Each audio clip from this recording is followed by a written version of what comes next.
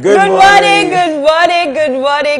to you out there. This is the AM Club live on MX24, and my name is Edma Ohimalawe. And my name, of course, is Godwin Namboh. The weekend is here, Friday the 8th of October 2021, and you're welcome to the AM Club, coming to you live from our MX24 studios here in East Legon, Accra. We call it the Silicon Square.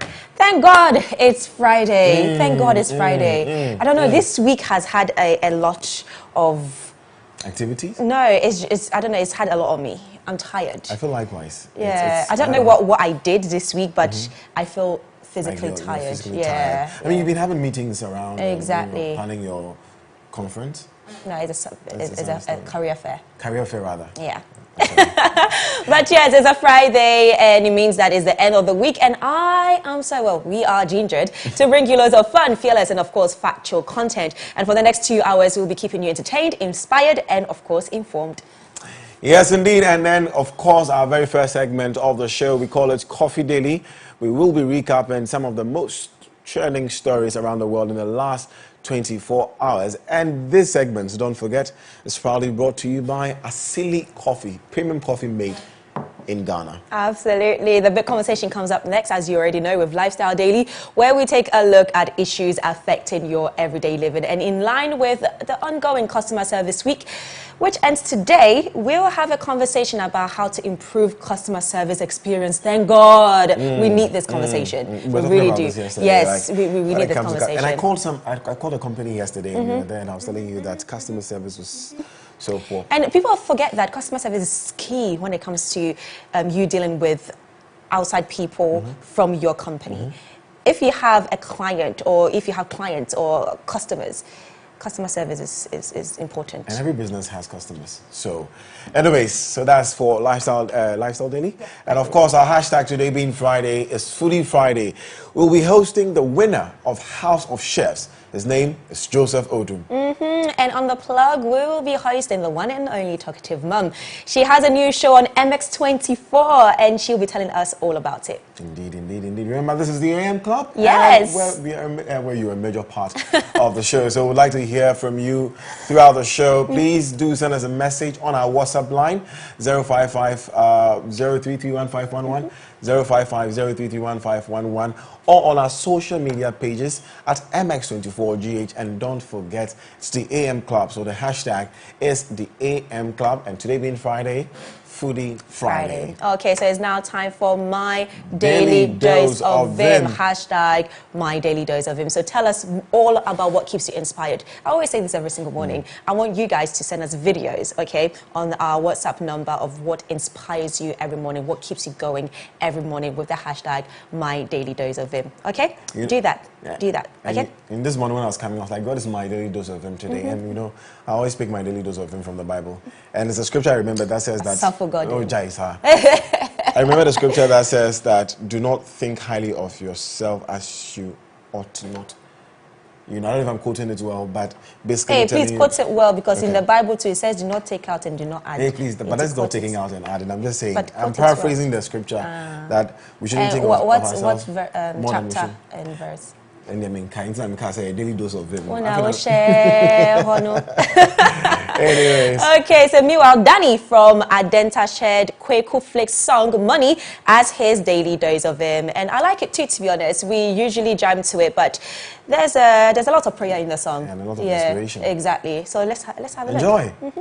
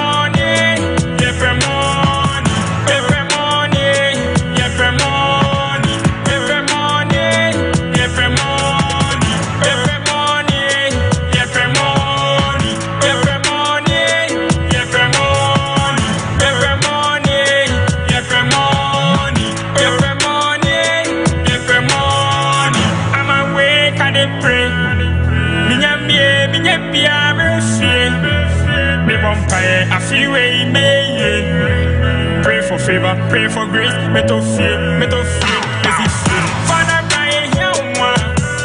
Human, yeah.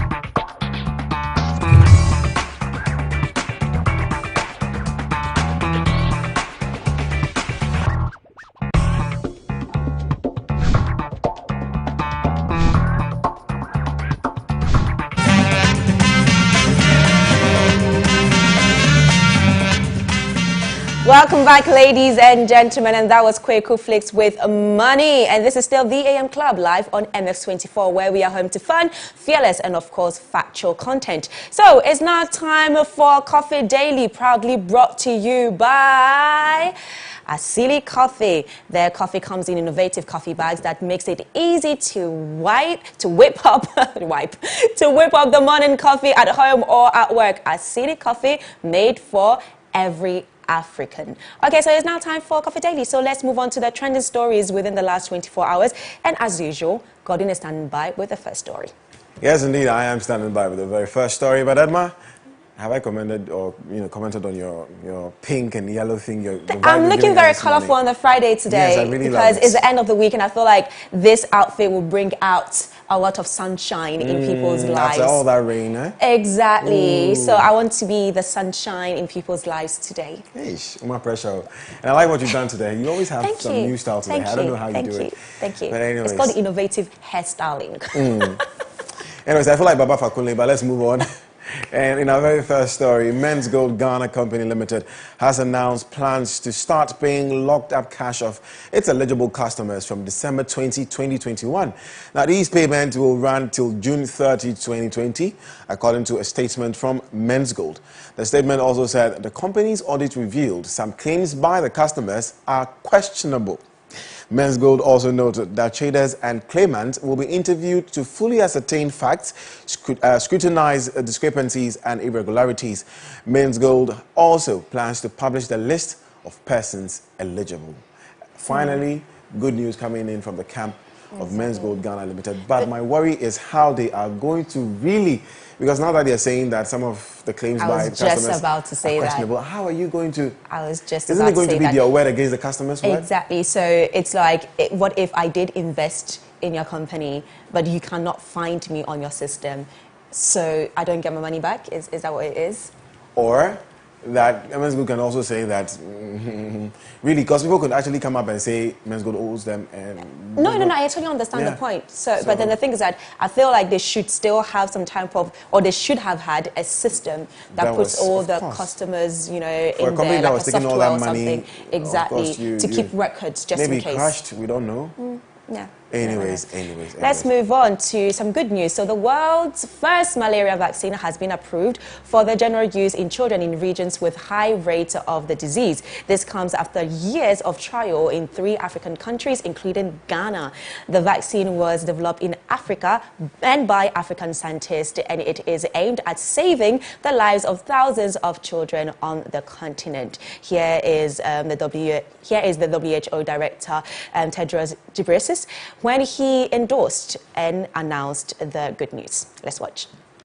I started my career as a malaria researcher, and I longed for the day that we would have an effective vaccine against this ancient and terrible disease. And today is that day, an historic day. Today, WHO is recommending the broad use of the world's first malaria vaccine. This recommendation is based on results from an ongoing pilot program in Ghana, Kenya, and Malawi that has reached more than 800,000 children since 2019.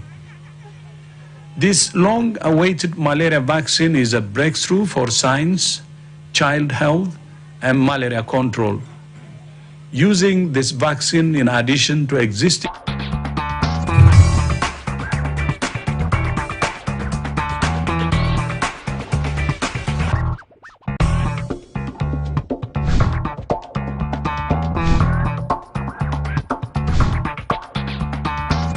attainable dream. Today, the RTSS malaria vaccine, more than 30 years in the making, changes the course of public health history. We still have a very long road to travel, but this is a long stride down that road.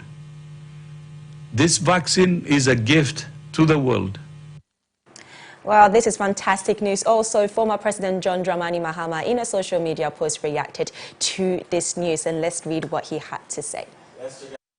Mahama had to say about this, but this indeed is a good news after Ghana was involved in this, you know. Absolutely. I think we're the first country to even... Yeah, and we had fantastic scientists joining in the course of something as great as this. I'm just happy about the amount of children that can be saved from this. Yeah. And you know, it was estimated that in 2019, almost 500,000 children died from malaria. Yeah. Well, this is good news coming in from Africa. And John Dramani Mahama says, it is heartwarming to learn of the World Health Organization's approval of a malaria vaccine. After years of trial, it is refreshing and promising to learn that our expression of interest in 2016 to the WHO and active participation in the malaria vaccine pilot program has led to the approval of the vaccine to be deployed in sub-Saharan Africa and other malaria endemic regions. I am elated at the prospect of vaccinating millions of African children will be saved from avoidable deaths as a result of this scientific and public health breakthrough. Thanks to Dr. Vas Mothi and his team at the World Health Organization, who responded favorably to Ghana's expression of the interest in the malaria vaccine program in 2016. Congratulations to the World Health Organization, Ghana's Technical Working Group, and the governments and people of Malawi and Kenya who joined us in the successful pilot immunization program. As Dr. Tedros Adhanom Ghebreyesus said, the Director General of the World Health Organization said, this is a historic movement. And that was former President John Dramani Mahama's comment coming in on the discovery of the malaria vaccine. It is very refreshing. I know. I'm actually very happy that we read this story today. I don't know, it's made me happy. Of course. Out of all the disasters that we usually read. You know, on last time Daily. I was reading the comments by President Akufo-Addo, and I said he had to put some clauses. Then you saw what Mahama also did. Everything has to be politically, anyways. Let's move on to some more politics. Elizabeth Saki has received a unanimous endorsement as the mayor of Accra, making her the first female to occupy the enviable position of Metropolitan Chief Executive in Accra. All 33 assembly members who were present at the confirmation yesterday voted yes in her favor. Elizabeth Saki, who is a former member of parliament for Okankwe North constituency, replaces Mohamed Ni Ajay Sowa as mayor of Accra. Edma, you're smiling? I You're am. smiling. I am. Woman in like- high places when it comes to politics. I love that. I love this. And I know for a fact that she's going to do an amazing job. I mean, she said this herself, that she's going to turn Accra around. She's going to build Accra. Accra is going to be a mighty city. Because she's a woman? No. Ah, okay. Those were her words, that she was going to make Accra great. And I trust her words, and I know that she will do I the thought job. you were on the feminist movement. No, I'm just saying. I mean, if it was somebody else who said this, I would have probably said the same thing. But the fact that she said that, I'm just mentioning that that's what she said, and I am trusting her words, and I'm trusting that she will put her words into action. That's what I'm saying. But I'm happy that obviously is also a woman that is occupying that position. Let's do some tech news now? Yeah, okay. So Google will no longer allow advertisers, publishers, and YouTube creators to monetize content that contradicts well-established scientific consensus around the existence and causes of climate change. This includes content referring to climate change as a hoax or a scam, claiming or denying the global climate is warming and humans' activities contribute to the climate change. This is a part of Google's support against climate change. I agree. You agree to what Google has decided to do? Yes. Okay. Well, okay, clearly you don't. No, I'm not saying that. I don't know where I stand again in this. And it's not with the climate change, of course. Then what is it? But it's this whole thing of what you're saying is false or is misinformation, so I'm not going to allow you to say no, it. I get it. They did mention that it has been scientifically Yeah, she said proven. They say majority of science has consented to it, that it is a real thing. Okay. Yeah, saying, so then, if you have not conducted any research and you're literally just like a YouTube content creator and based on your own belief you feel like no, humans are not contributing to climate change, then where's your research to prove that such statement? So you as a publisher or as a content creator that has maybe like millions of followers on YouTube, or if you have a page, you can't put such information out there for people to watch. To be misinformed, basically. Exactly, you're putting misinformation out there. So I agree with that. Of course. I mean, unless you've conducted like years of research and you can contradict or, you know, go against whatever all these scientists are saying. Also, tech companies like social media companies have a, you know, have a responsibility to have a responsibility to society, you know, so definitely I understand why they're doing that. My concern is not that they are stopping them. My concern is just this conversation around, you know, social media and public view. Put out there. Exactly, and why we will ban this person and will not ban this person. You know, that conversation, but it's a whole thing, so maybe. Maybe we can discuss that on Lifestyle Daily one day. Anyways. And no, let's just have a debate, actually. Me and we'll you. I talk want about it. me and you to and have I'll a have debate. a conversation about it. Yes. So let's move on to sports. Absolutely. And the FIFA 2022 World Cup qualifiers is still on. It's happening, and Ghana will be facing Zimbabwe tomorrow. Interesting game that's going to happen. I'm excited. Are you excited? I don't know. I feel like Milovan has brought some form of, I don't know, I think it's Milovan Fresh for air. me. Yeah, for me, I think it's Milovan. I just hope my expectations are not too high, you know.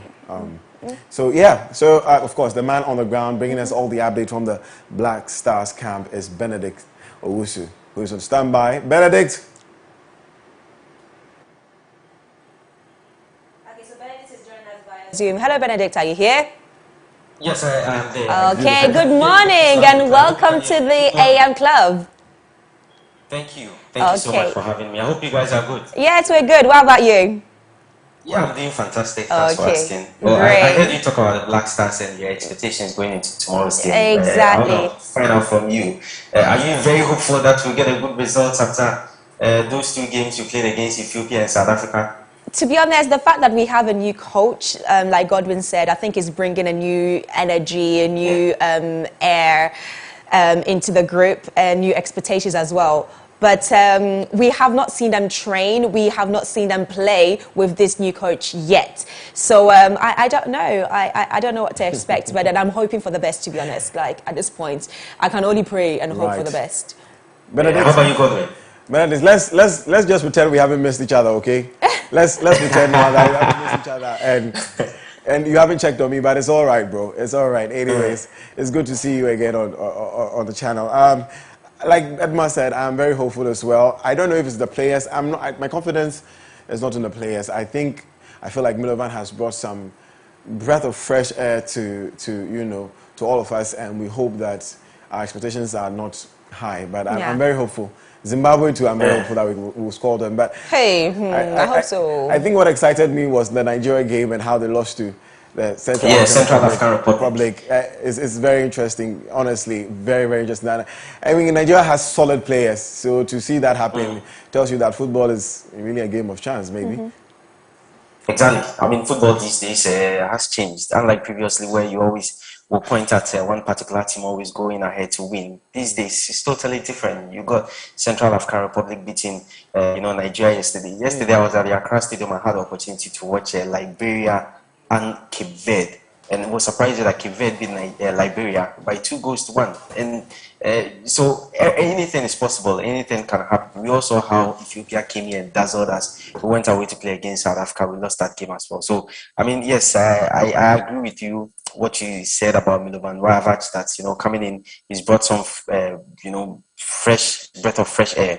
It's normal when a new coach comes in. Players want to prove a point. Players want to let him know that yes, we are the guys here and that we can do the job when you give us the opportunity. So we will expect them to put up a very good performance tomorrow when they come up against Zimbabwe. And in terms of updates from that game, what's going to happen is that after the Ghana Football Association managed the fans very well in the game against Ethiopia, which CAF gave permission for Ghana to admit 2,500 spectators. Well, they've increased that number for us. So tomorrow's game at the Cape Coast Stadium, we're going to see 4,000 spectators witness the game at the Cape Coast Stadium between the Black Stars of Ghana and then the team from Zimbabwe. It was a World Cup qualifier. Remember, Ghana already played 2 games, and in those 2 games we beat Ethiopia by a goal to nil at the Cape Coast Stadium. Went away to lose to South Africa by a goal to nil. So out of the 2 games that we've played, we've won 1 and have lost 1. And the new coach has come in Milovan Rajac, and is hoping to get Ghana back on track in the World Cup qualifiers, and something that we'll be following keenly going into the game tomorrow. So in terms of the other matches that have come through yesterday, we saw a lot of FIFA World Cup qualifiers for the African countries. Nigeria were at home to Central African Republic. Nigeria had won that game. What it means is that they would have kept their 100% start to the qualifiers, but that didn't happen as they lost by a goal to Central African Republic. It was a last-minute goal.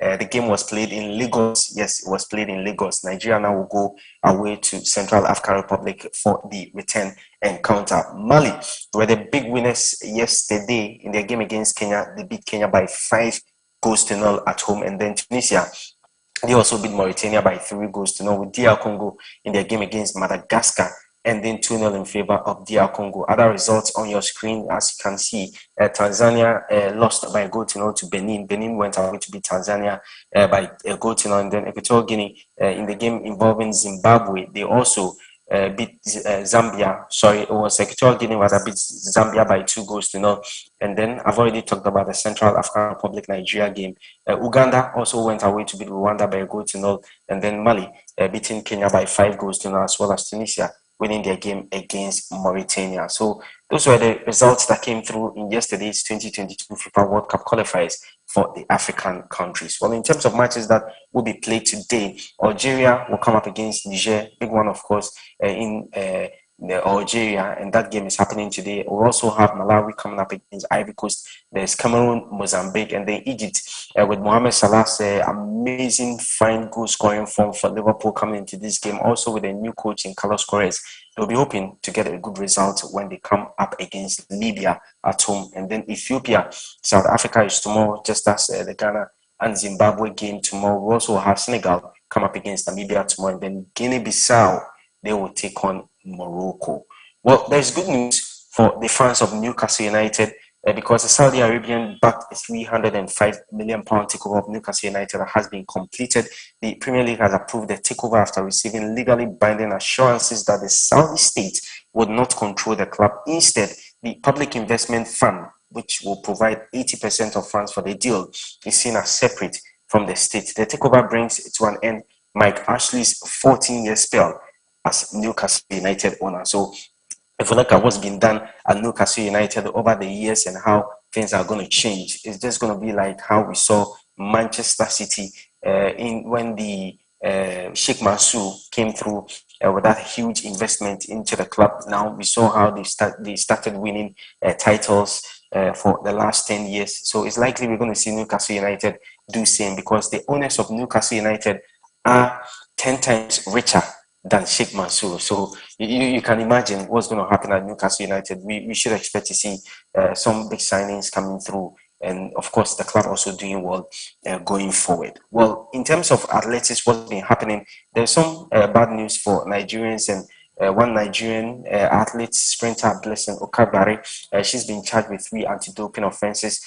She's been charged by the Athletics Integrity Unit. She was suspended during the Tokyo Olympics after testing positive for a human growth hormone following an out-of-competition test on July 19. Now, the 32-year-old later tested positive for another banned substance, recombinant that's erythropoietin. I hope I got it right now, which increases red blood cell count. She also has been charged for non-cooperating with the AIU's investigation. So that's it in terms of Blessing Okabare's charge of 3 anti-doping offenses. Well, the UEFA Nations League, one other semi-final took place last night, and what a game it was between Belgium and France. Well, at a point, Belgium were leading by 2-0, but France managed to come back to win that game by 3-2 to book a final place with Spain, who earlier in the week beat Italy by 2-1. So the Spain at the final of the UEFA Nations League this Saturday will be between Spain and France. So as we have this game on Saturday, that's the final of the UEFA Nations League. There's also going to be another big event this coming Saturday. Well, it's the Deontay Wilder Tyson Fury third bout. So the first one was a split decision. The second one went in favor of the Egyptian king, that's Tyson Fury. And now Deontay Wilder says he's coming back to reclaim his WBC heavyweight title. A lot, to be fair. You know, Deontay Wilder is a good fighter. You know, he's one of the best of our era. So many fights, so many wins, so many great nights of entertainment. You know, just because he loses to me doesn't define him as a fighter. I tried to say that before on another interview. Losing fights doesn't define us as fighters. It's what we do from there, how we come back and how we get over and how we move on in life. You know, Muhammad Ali had 5 losses, Mike Tyson had the same, and a lot of great fighters, they lose fights, but doesn't define their careers. And then you got some fighters who's undefeated, didn't fight anybody, and that's not as good. They don't get remembered as much. So, you know, Wilder will lose again. I've already foreseen it, I've already said it. There's no way that Wilder can beat me. It's not a thing. He couldn't beat me after all the years out the ring and all the weight loss and everything. And when I had a proper training camp for the second one, he got obliterated. And the third time, I'm expecting more of the same, to be fair. But that doesn't mean to say he can't beat everybody else in the division with one hand tied behind his back, because I do believe he's the most dangerous, even including myself. He's more dangerous than I'll ever know how to be. All right, so that was Tyson Fury there. It's happening tomorrow, big one, of course. So a lot of events happening tomorrow. We have the Black Stars playing against Zimbabwe in a World Cup qualifier. That will be at exactly 4 p.m. at the Cape Coast Stadium. Also, the UEFA Nations League final involving Spain and France happening tomorrow, and then Tyson Fury, Deontay Wilder. Well, so guys, that's the brief, updates we have for you in the world of sports this morning on the AM Club. Godwin? Deontay Tyson, who's your pick? Who's your pick? I am a Deontay Wilder fan, so I want Wilder to win. But you cannot rule out the Egyptian king, that's Tyson Fury, because we saw how he dazzled Deontay Wilder in the second bout. Something that came to me as a huge surprise, because Fury has been out of the game, the sport, for 2 years before. And then he came and he finished my man Deontay Wilder. So this time, I hope that Wilder has learned a lot of lessons from that last bout and will be able to correct all the mistakes he made and will be able to win tomorrow. It's interesting, but we'll see how that turns out. We'll be waiting to see. But Benedict, thank you for those updates. Thank you for having me. And that's Benedict with the sports session of the AM Club, standing in for Selwyn Saki. Now it's time for MX Base, and we're live right here on the AM Club with MX Base, where we bring you all the updates in lifestyle and entertainment in Ghana and around the world. My name is Lokewoy B. I'm standing in for him, and you know, you can find me also on social media everywhere. Now let's begin from the camp of the rock star himself. Kwame Eugene is back with a new song titled Banker. The musician is also set to drop a new EP titled Afro High Life. Just yesterday, he hosted the first listening for the new EP at a private event. Let's check out the video. Bang, bang, bang, bang. Oh, I.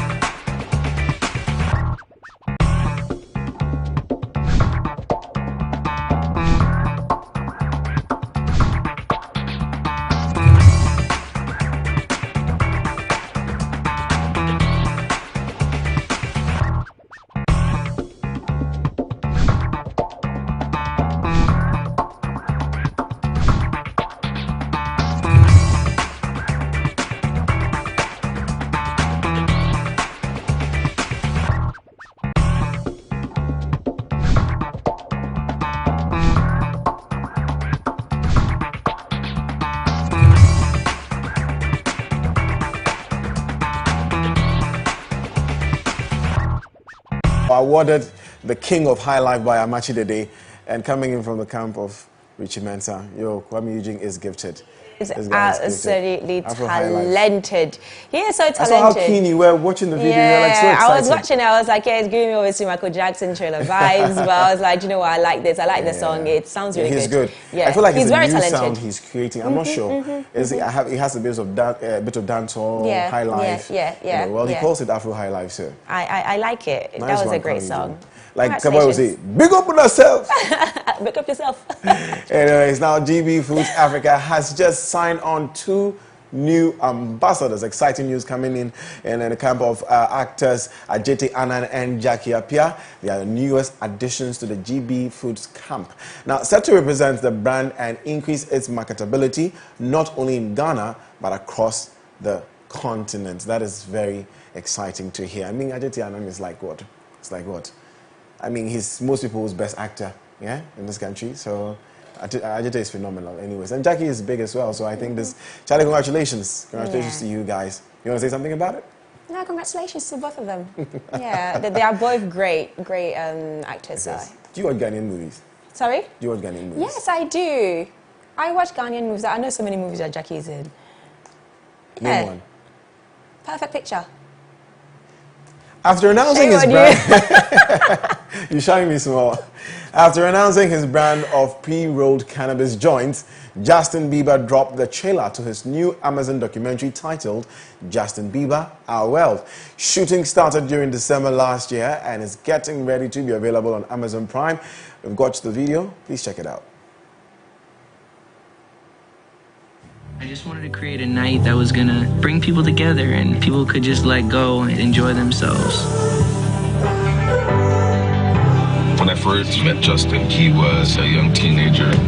Today, I see a young leader. He really grew into a man and a husband. His family life is so important. So special. I'm excited to get back on that stage and make people smile, make people happy.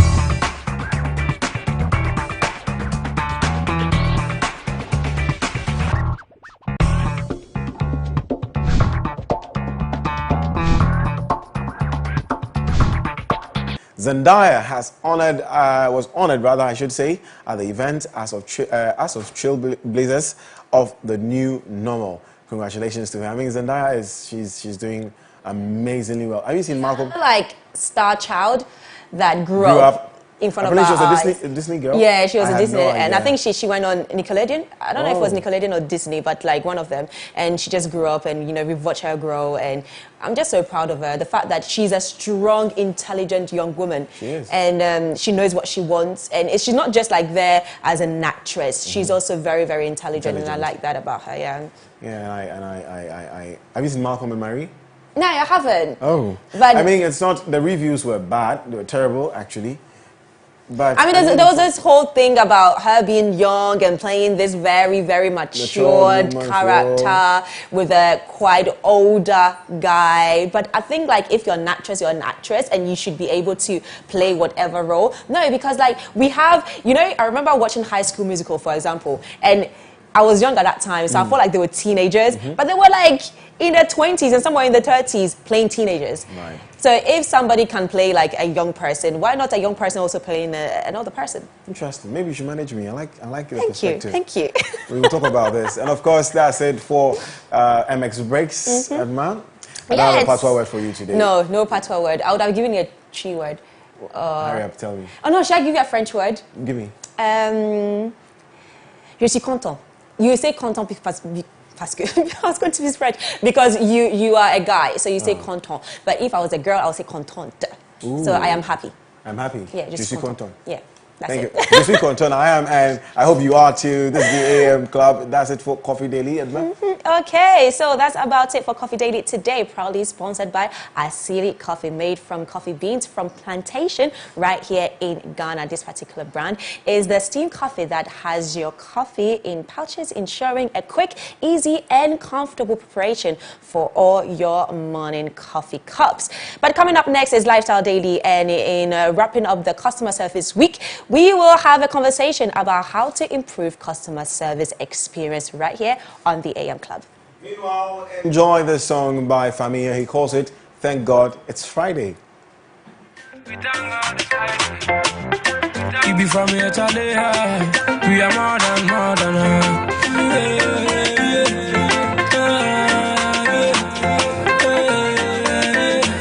I better be here. I better Monday to Friday. You better know me be a just incredible. Baby, I free na kwai wapa. We go to Sada them do. Come on, yeah, kita any bia never je. Oh, I need a forget it. Hangover never fit. Yes, we young no young bro young shit. We thank God it's Friday. Baba where you dey make you play. We thank God it's Friday. Yes, we young.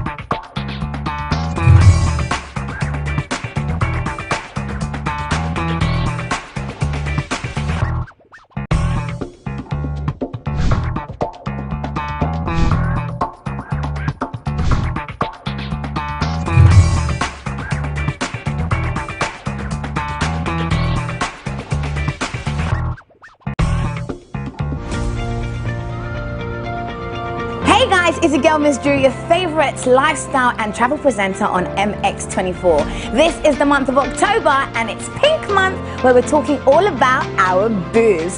Here on MX24 there are so many activities that we've got for you to get involved in, and we are ending with a bang with Boob Talk on the 30th of October at Accra Mall. Make sure you're there, you don't want to miss this. Mwah!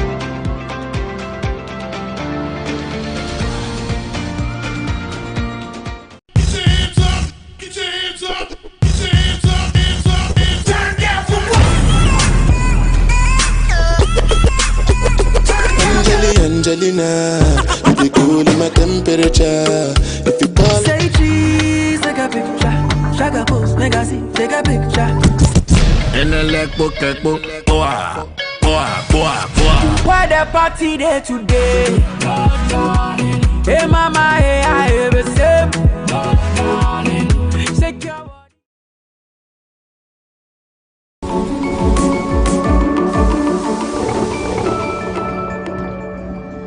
Women, especially mothers, are the very core of our existence. Our everyday progression is hinged on the success of their activities, whether they are managing a home, a business, or raising the next generation. This is the Talkative Mom Show, where I interact with hardworking women who are making an impact in society. I'm Eno Craigreen, your plug for everything motherhood, especially in today's generation of millennial moms. Join me on the Talkative Mom Show, where I interact with my guests, have fun conversations here on MX24. Then you is a poem. It's sweet, sweet, sweet. How can it be?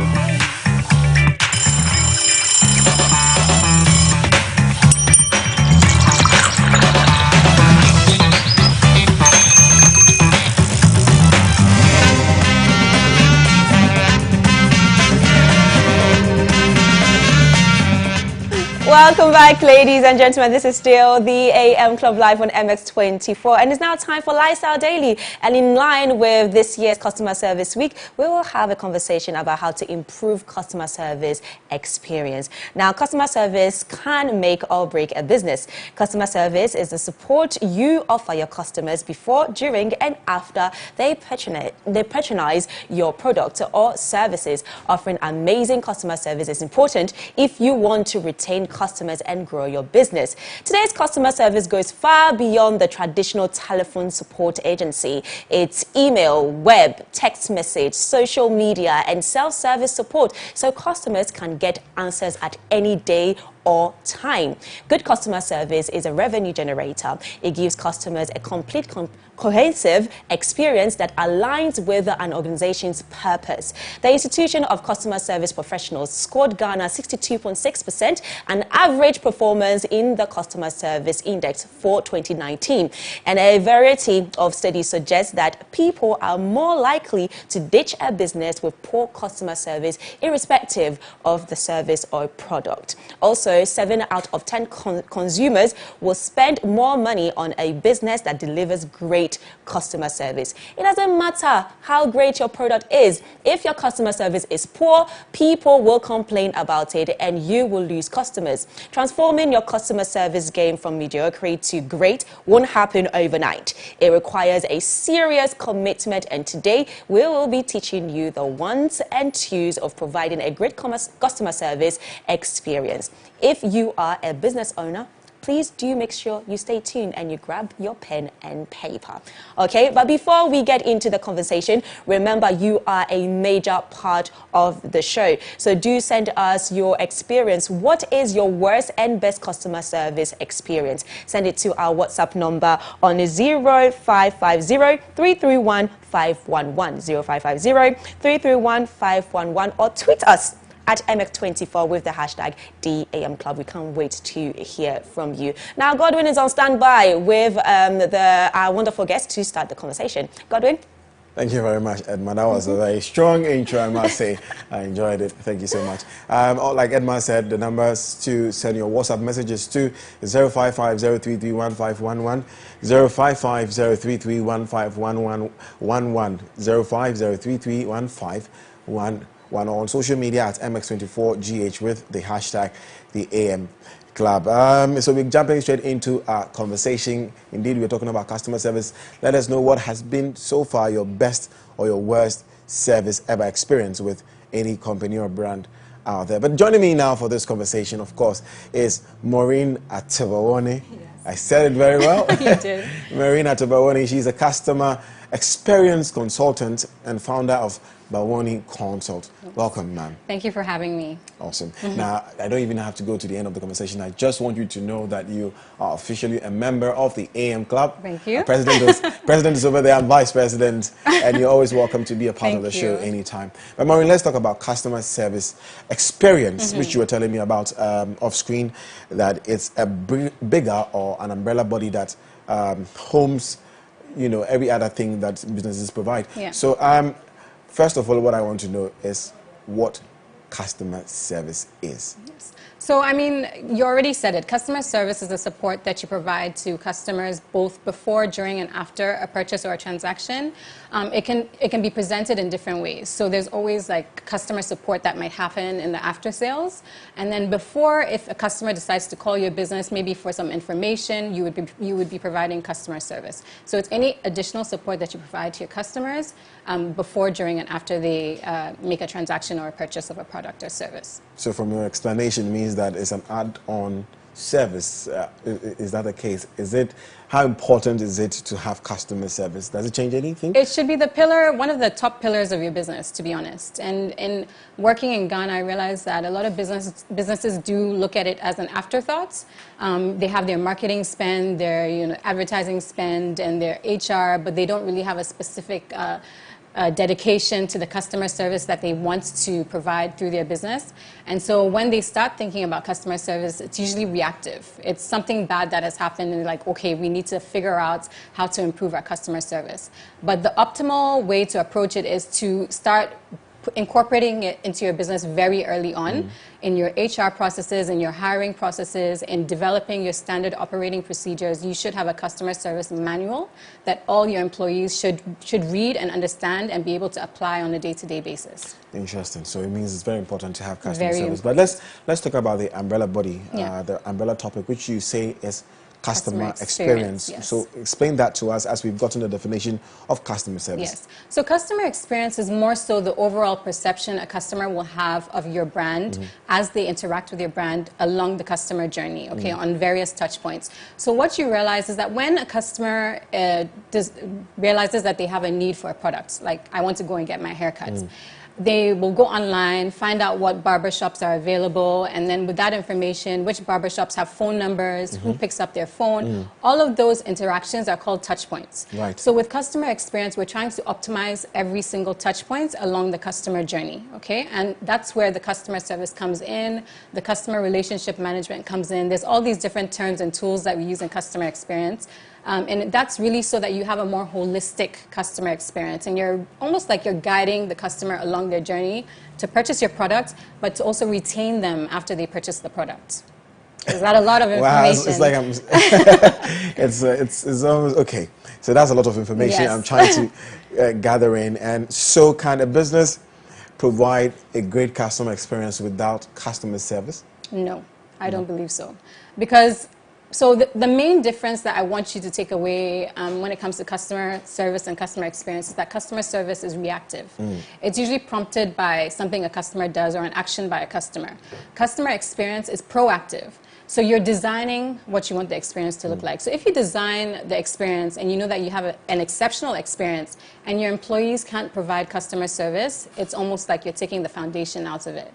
Like if they're not able to deliver on a one-to-one basis, the experience that you've designed is futile. Okay. Yeah. Okay, so I'm a business owner. I sell, let's say, shoes, sneakers online. What would you say are the steps I need to take to provide a good customer service to my clients? Okay, so I'm going to take it as you're just starting your business, okay, and you decided to sell shoes. What I usually ask 3 questions when I'm dealing with new business owners. Are you selling products, services, or an experience? And that's when they start thinking, okay, you know what, I actually want to sell an experience, and it's not really just about the shoes, okay? And that's when you design what the experience will look like. So that would be the first thing. You can usually use other well-established businesses that you look up to as a kind of a meter or a way to measure how you want your experience to look up to. So in terms of a lot of businesses, they look up to iTunes and Apple and how they developed an experience in their store, and they take away things from that. The next thing I would say is that you want to start documenting specific things. So you want to know who your customers are. Start taking the customer data, their name, their phone number, their email. This is great, especially in situations like what happened last week when Facebook and Instagram and WhatsApp were down. If you're running a business and you're relying only on social media, at that point you can't sell. But if you have documented who your customers are, then you have other channels you can use to stay in communication with them. Wonderful. The next thing I would say is that in hiring anyone to help you with your business. Just with that particular thing, I noticed that most brands in Ghana now, when you enter the shop for the first time, whether the first time or not, they have people standing there ready to take your details, your name, your what do you call it, basically your bio data, you know. And I always ask, are you going to send me messages? Are you going to be broadcast? And they said, no, it's just, you know, so that we can get in touch with you if you have a problem and all that. And they still go ahead. And then you see their messages flowing in. Would you say that's smart customer service? Or? So that's actually what we call customer engagement. It's not concise because with customer engagement, you're basically engaging your customers on their preferred channel. Okay, so when a customer signs up to give you their information, you would ask what preferred channel would they want you to contact, and then you would also ask how frequently do you want to hear from us. Someone might say once a month, someone might say never, and then you use that information to determine whether you're getting in touch with them or not. I do think that businesses here will get the information and just be bombarding the phones and the text messages, and at that point you lose the attention of the customer, because they'll see who's sending them the message and then they ignore it, right? So you have to be strategic in how you're engaging your customers outside of the store, outside of the business. Yeah. Interesting. And we're celebrating Customer Service Week, of course, and we're ending today. Yes. Today ends the Customer Service Week. How would you rate, would you say we have great customer service in Ghana? I think we're getting there. It's taking time. You're being modest about it, aren't you? It's taking time, because I know there's a lot of organizations that are working around the scenes. There's ICSP, and I know a few other organizations that are working behind the scenes with businesses to help them. It's kind of like two sides of a coin. It's easy to say that our customer service is bad, but then what do customers expect when they go into a business? Okay, so outside of Ghana, there's a higher expectation of good customer service because people feel like they're paying for it, so they should get the good customer service. It's almost mandatory outside. Yeah, exactly. But in Ghana, people are also hesitant about even giving customer feedback. So you might go into a restaurant, the food isn't good, and they're scared to say anything because they feel like if they come back, they might do something to their food. So they don't give the customer feedback that the business would benefit from.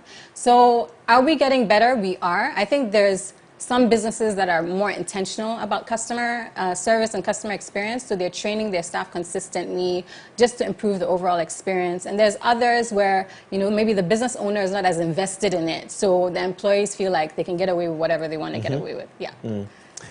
We're discussing customer service as we are celebrating Customer Service Week, and my guest is Maureen Atebone. Yes. She's a customer experience consultant, and we would like to hear from you, of course, on our social media handles at MX24GH with the hashtag the AM Club, and of course on our WhatsApp line 0550331511. Also, we are opening the phone lines shortly so that you can share your best or worst customer experience with any brand out there. Of course, please, when you call, I'll try as much as possible not to mention the brand's name, but just share with us what your best or worst experience is when it comes to customer service. Phone lines will be on the screen shortly, but let's check out what you've been saying on WhatsApp. Someone says, wow, that's a long one. It says, customer service is a big problem in both the retail and corporate world. Duty of care is something a lot of organizations, be it retail or corporate, don't have. I don't think the expression, the customer client is always right, is something these organizations know about. Front desk workers and shop assistants sometimes make you feel as though they are doing you a favor by attending to you. Very true. But customer service goes deeper than that. Thank you. Great show as usual. Kwamena from Takrady. Nice to go, my man. Thank you very much, Kwamena. I appreciate that comment. Yes, is a customer always right indeed? It's such a controversial topic. Personally, I believe it's outdated to say that the customer is always right. If you work in business, you know that the customer is not always right. Right. What the point is, or what you should be focusing on, is that in instances where the customer is wrong, you don't make them feel like they're wrong, but you find ways to end the interaction on a positive note. So you're always looking for a resolution to whatever the situation is, and then they can leave feeling like they're right, but you're making sure that you found a resolution, okay?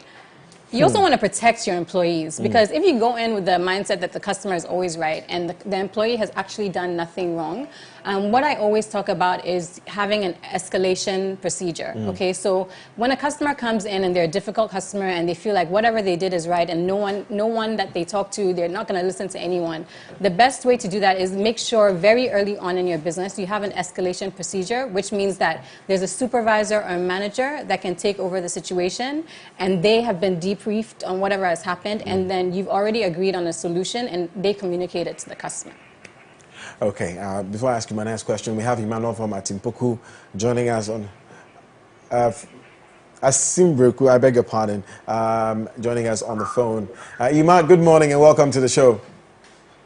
Good morning, sir. We trust you're well? Yeah, please, I'm well. Wonderful. See, I think I'm well. Anyways, well, Ima, so briefly share with us your best or worst customer experience with any brand Please don't mention the brand's name if you can. Thank you. Oh, okay. If I've experienced the best customer service in pretty classic stores, they serve out their customers very well, and I wanted to call and thank them. They are very good. Okay. Thank you for letting them know. Okay. Thank you for letting them know. Okay. Thank you very much, Ima. All right. Continuing our conversation. So I was just about to ask you. The interesting thing about customer service is that a business owner is also a customer, and a customer can be a business owner as well. So we are all working with each other. Now, how do you deal with a difficult customer? First of all, as a business owner, and then we'll ask how a customer can deal with the poor service provided by any brand. Yeah. So, like you said, a business owner can be a customer, and a customer is also... So there's internal and there's external customers. Right. The business owner is the internal customer. The employees are the internal customers. So the main thing is in running your business that you also realize that your employees are customers, and how they interact with each other will affect the external customer. Right. When dealing with both an internal or external customer, the main thing is to remain calm at all times. And then also give the customer the opportunity to vent their frustration. So there's something that we call pain points in customer experience. A customer can come to you frustrated and angry for various reasons, but you want to give them the opportunity to vent. And then once they start venting, you can ask them the necessary questions to get the information that you need to be able to find a solution to the problem. As a business owner, it's important that you're looking for a win-win solution. So something that you can benefit from and that the customer can leave happy with. And that's how, even with your employees, they would be dealing with any kind of difficult customers that they have. Right. With your employees, what I would say is that customer feedback is always an opportunity to improve the service. I call it the alarm clock, because when there's bad or negative customer feedback, it's an indication that something is amiss in the operations of the business. So with business owners, yes, it's normal to maybe take offense. You've spent so much time building this business. You've invested so much time building this business. The last thing that you want is for a customer to come and say, oh, yes, I ordered your product and it was default. It was faulty or something. But you also want to look at that feedback as a reason to kind of dive deeper and see how you can improve the service even more. Right. So that's how I would handle it. Okay. What do I do as a customer or a client when I go into a facility or a business facility, perhaps to patronize their service or whatever it is, and let's say the lady at the front desk is extremely rude to me, and perhaps let's say I'm not a patient person, so I get very frustrated and angry and agitated. What is the right thing to do as a client or a customer if I enter a facility and I get that kind of treatment, or I get poor treatment or poor service? Do I walk away? Do I ask for somebody to talk to? What is the right thing to do? So, I mean, there's two things that you can do. You can ask, if you don't necessarily want to deal with that individual anymore, you can ask for a manager or supervisor, which is escalating. Who do you ask from if the person you're going to ask from is the only person sitting there? What do you do? Then you would go offline. So that means there's different ways. So there's review platforms for this specific reason, okay? Unfortunately, in Ghana, we don't really have something like a Better Business Bureau where people can just go and review different businesses and say, this is the experience that I had. But we do have simple things like Google reviews, where you can go there and then vent out and say, this is the experience that I had. And it's not really that you're attacking the business, but this is your experience, and your experience is valid as a customer. You were willing to spend money, and no one was willing to receive you in a positive manner. So you can review the business, and hopefully, if the business owner is on top of all their different channels, they'll get news of it, and then they might get back to you and offer you any kind of resolution that would... But that's if you're patronizing the service online. But what if you're present in the facility? In person, yeah. You can still do that. So when I go in and do trainings, I always recommend that whatever business that I'm training is registered on Google. Right. Just because a lot of the business owners, they don't really if they're not directly involved in the day-to-day operations of the business, they might not know all these incidents that are happening. So once they get registered on Google, then the customers can go and review their services or an experience that they had. And a lot of them actually find out about experiences that they had through Google reviews. I personally, one of our services is mystery shopping. So we have a team of mystery shoppers that go to different businesses that our clients own. Right. And they assess, we have a reporting template that assess the customer service, what they're supposed to be doing, because they've informed us of their standard operating procedure. And we do this every month for a bunch of our clients. And sometimes we find theft. Sometimes we find the employees are trying to skimp some money on the side, but now they have adequate proof about it and they can work on it to improve their customer experience. Now, what simple mistakes would you say businesses make when it comes to customer service? Well, three points. The main thing is they don't have a training plan. Right. Okay, so they come, when they start their business or very early on, they get their employees, they do a general customer service training, and then they expect the employees to kind of retain that over time. And you know, even employee retention is low. So I'm also an employment coach, right? Employee engagement coach. You have to be able to retain your employees, and a good way to do that is add value through training and knowledge. So they don't have adequate training programs that their employees can go through consistently. So whether it's every week or every month or every quarter, so they can refresh themselves on what is expected of them for customer experience or customer service. That's the first thing. Right. The next thing is that they're not hiring the right people for customer-facing roles. Okay. So they're hiring people, but they're not hiring people that maybe they don't necessarily enjoy dealing with customers on a day-to-day basis. Maybe they're really bad at problem solving, or they don't know how to think on their feet. They may not be able to retain product knowledge or service knowledge about whatever you're selling. So those two are the main challenges or mistakes that business owners are making. And then finally, they're not collecting customer feedback. Right. That is a gold mine. When you find a way to collect customer feedback from your existing customers, it shows you all the different things that you can do to improve the overall customer experience. Wonderful. Yeah. That's very detailed. We have Samson from Akosombo joining us on the line. Apparently we've lost Samson on the line. We'll try. Samson, do well and call us back. Okay, we'll be very grateful. If you also are having issues with the phone line, just send us a message on WhatsApp. It's 055-033-1511, 055-033-1511. This one says, you're the best. Okay. Oh, okay. Yes. This one also said, could your guest please, this is Kwame from Takadi again. He says, could your guest please let us know where we can complain about poor customer service? Do we have an agency that accepts complaints and actually acts on these complaints, be it public or private entities? Yeah. So, like I said, we don't have anything similar to the Better Business Bureau. Right. I do believe maybe the Institute of Customer Service Professionals might have a capability. So they're the ones that ran that index that was mentioned earlier about customer satisfaction. But generally, what I would recommend is looking for the business online, Googling them. Every business is actually registered on Google, and then submitting your review. The only thing with that is if you submit your review and the business owner isn't tied into it, they're not going to see it. So they might not be able to do anything about it. But we do need to establish some kind of platform where people can report or give their reviews about businesses, because I think more recently, since the pandemic, there's a lot of Instagram vendors and online vendors, and they're like scamming customers, which is crazy. So we need to have a way for them to be reported and pursued by the authority, because it's not fair to customers. Wonderful. Yeah. This one says, my name is Pyson. Good morning and good topic. Can I say that customer service can be applied in hospitals too? Because sometimes the nurses are so mean, you feel like reporting them to higher authorities. The way they talk to patients, man, is very bad. Yes, I've heard that before. Yeah. So I work with a few clients in the healthcare industry, not necessarily with hospitals, but yeah, there should be management that you can report to. Right. Again, similar to the Better Business Bureau, all businesses should be able to there should be a way for customers to complain and provide feedback. Okay, I don't know if I'm allowed to mention, well, I guess do we mention if it's a worst service? Do we mention if it's the best service too? Because Python sends a message again and says, the best customer service I had is with Fidelity Bank and Stanbic Bank. Are they your clients? I like the way you... I was just interesting.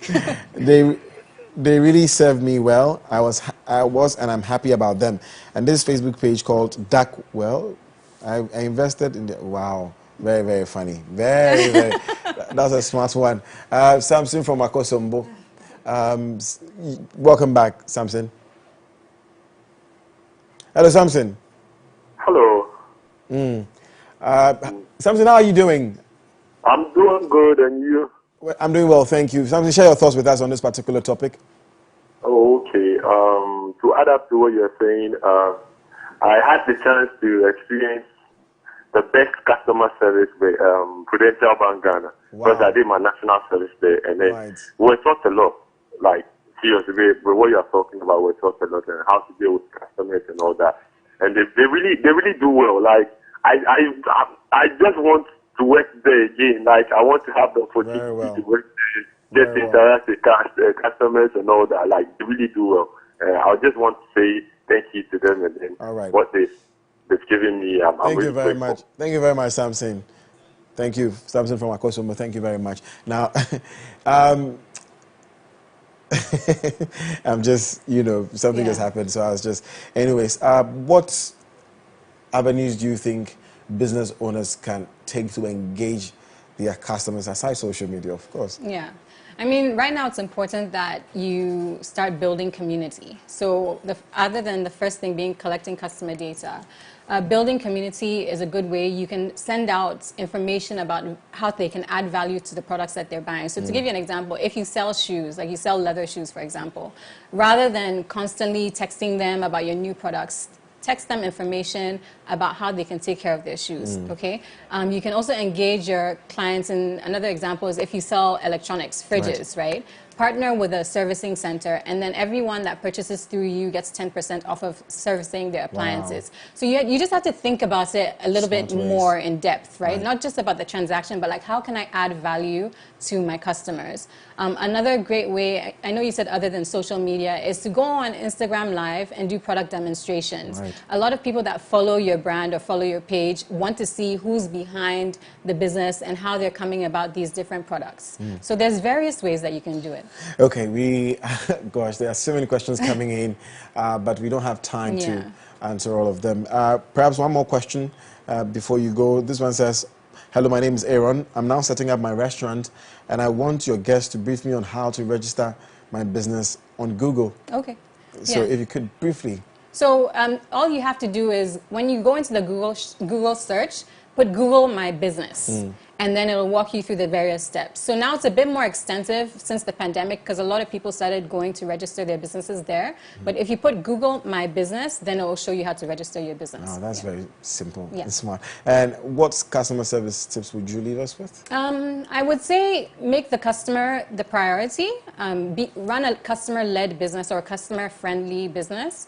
Definitely document your basic customer service protocol that all your employees should follow. And definitely make customer feedback a priority. So even if it means that every single customer, you ask them, how was their experience? Thank you for coming into my business. Thank you for purchasing from us. That makes a difference.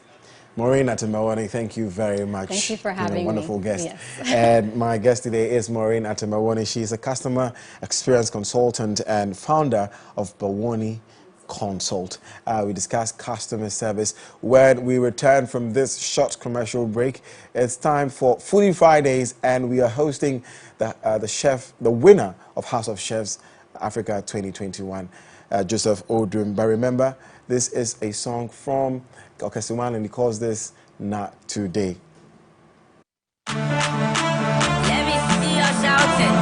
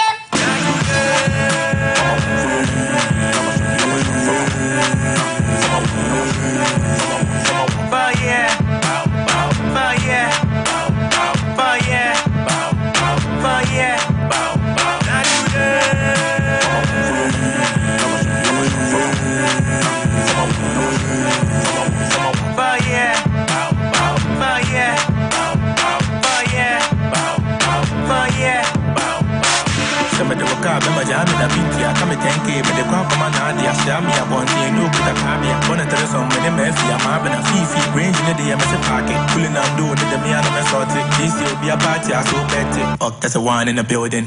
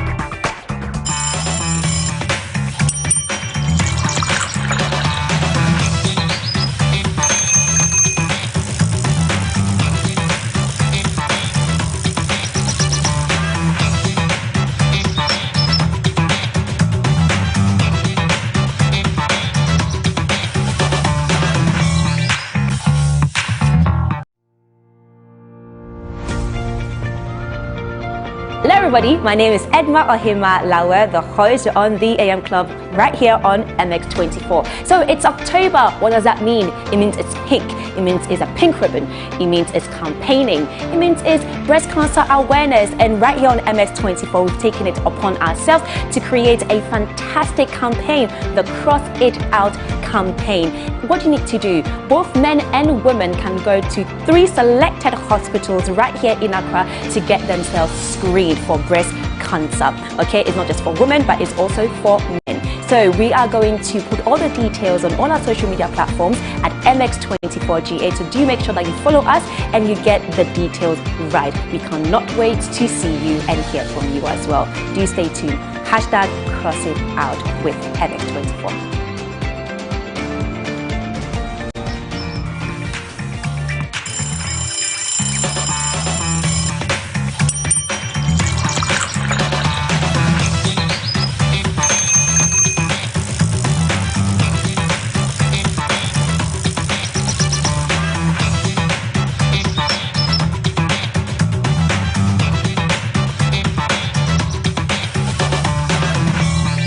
Welcome back, ladies and gentlemen. You're still watching the AM Club live on the MX24. Remember to join the conversation with the hashtag the AM Club. It's now time for Footy Friday. Hashtag Footy Friday. And in today's segment, we'll be hosting the 2021 winner of House of Chefs, Joseph Odum. Did I pronounce it right? Yes, please. Thank you. Thank you. You're asking me.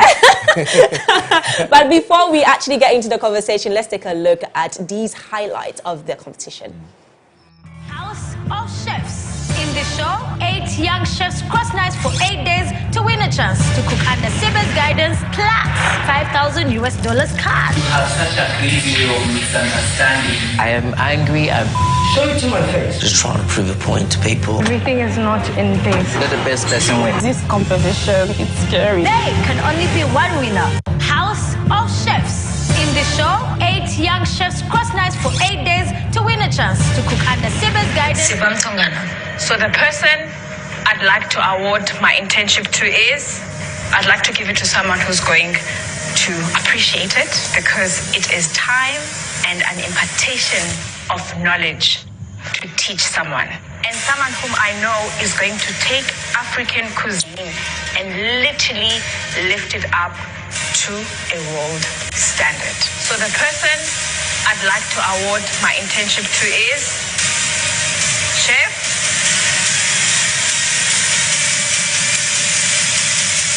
Joseph.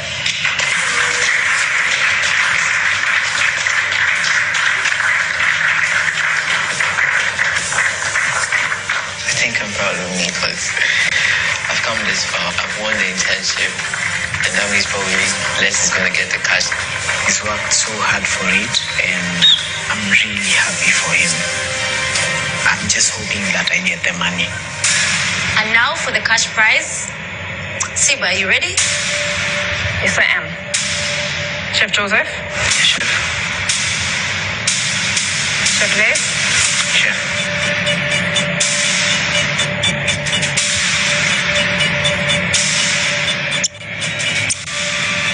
Chef Joseph. Yes, chef. I'm sorry. You'll have to make space in your bank account because you are the $5,000.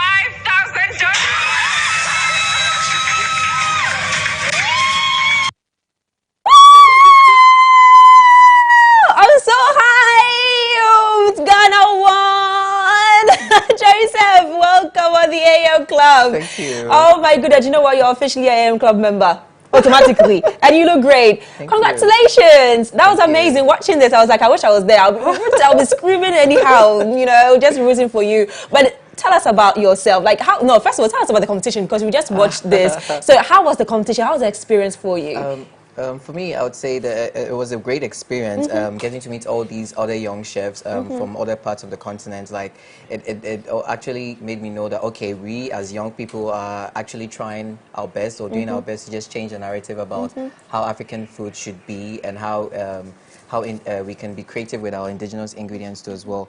And it was also another learning experience for me too, because I had to learn other things from these other people, because I didn't see myself to be the best. I just also went there to also learn from them. It was a very nice experience, I would say. Getting to also see Chef Siba, getting to also learn from her, and interacting with all these people, exchanging cultures and all that. It was a wonderful experience, I'd say. Okay, I like that. I know, right? Joshua, you can speak up a little bit. We'll be very excited. I like how relaxed. Money gives you some this thing. I'm the type that don't speak like that. Speak louder. He's a count type. He's a count type. He's like you, the count type.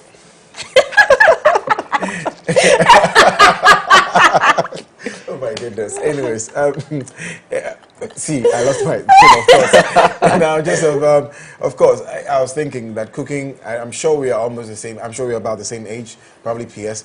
Are you sure? Hey, Joseph, if you don't mind me asking, how old are you? Oh, 26. Hey, please. Please. That's your grandpa. Oh, wow. Anyway, Edma, oh my goodness. Anyway, Joseph, but of course, unarguably, cooking is not something you grow up and say, or being a chef is not something that was popular when we were growing up, you know, especially in this part of the world. So when did it occur to you that you can cook and therefore you wanted to make something out of it? I would say when I was young, I was actually enthused by cooking shows, recipe books, and all that. And then as I was also growing, I used to watch a lot of Euromax and then Richard Quest on CNN Business Traveler. So I got attracted to all those fancy stuff. And then apart from that, too, Mom was also another adventurous person in the house. She was always trying something new for us to have on Sunday. So I think when I got to high school and I was like, okay, I think this is what I really want to do. I'll just start off by doing the home economics, and I did that in high school. Then, okay, I did hospitality management in the university. Then I was like, okay, I'm much more attracted to the culinary aspect of the industry, so I want to do that, and then also specialize in pastries as well. And I was like, okay, this is it. I want to actually do it. But how did your peers feel about this? I mean, you know, venturing into hospitality and cooking and all of that, making pastries, one would say... First of all, were you stereotyped when you were in high school? Because I remember when we were in high That's school... That's what I wanted to ask, yes. Yeah, like, I mean, what the guys feel? who were doing home economics, we used to be on the top, you know? But did you face any of that? I did, but I didn't really let that get to me, because one thing was that I came from a school that was mixed, from junior high. So sitting in a class with had girls wasn't anything different for me. So it was just cool. I just got used to it, and I didn't allow people to just get into my head. My goodness. And I mean, of course, so you decided that you're going to take it fully. You're going to study how to do it. Where did you do it, apart from, of course, high school, where you studied home economics? Okay, so after uni, that was in Takoradi Technical University, I started off by doing an internship with Holiday Inn. I also did an internship with Buzia Beach Resort. I also did... So you were learning in their kitchen? Yes, I was learning in their kitchen too. Under some chefs? Yes, under some chefs. Then after that, professionally, I started at Villa Monticello. That's where I actually started professionally. And I was... Joseph, sorry to catch you in. Let's go for a quick commercial break. We'll be right back. Stay with us.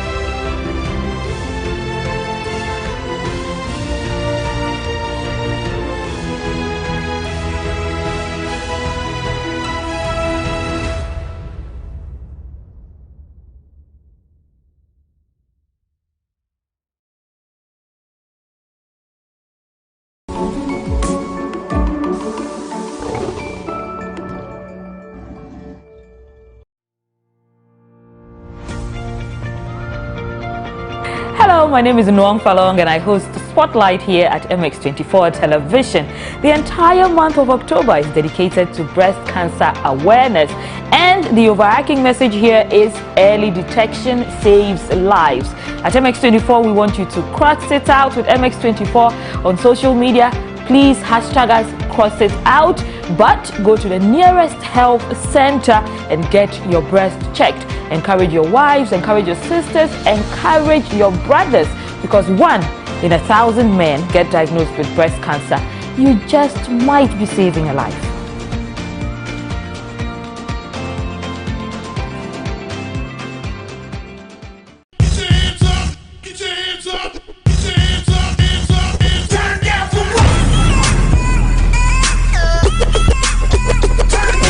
Angelina, you be cool in my temperature.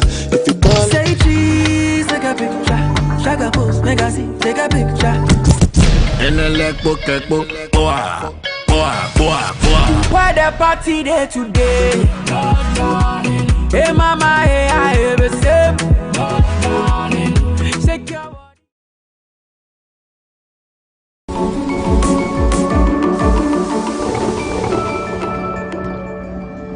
Jack, information will reassure. Go and dance at Dwarf. Say, you create any job say, teachers now. Made them a qua, made them a cassette. Say, you create. President. Hi.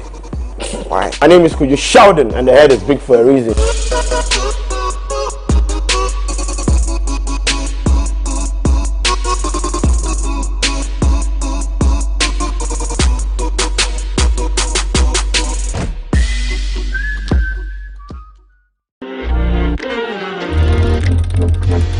Do you know the top 10 music trends? Have you seen the new music videos everyone is talking about? Do you know how your favorite artist makes their music? I'm moving, but they be bluffing and puffing and they be screaming and yapping, some even feeling and bragging. First thing is, I'm patient. That talented upcoming artist in your area needs the spotlight. Let them be our unsung star. Do you have any questions about music? I'm Jason Alay, and I'm a music plug on MX Chart right here on MX24.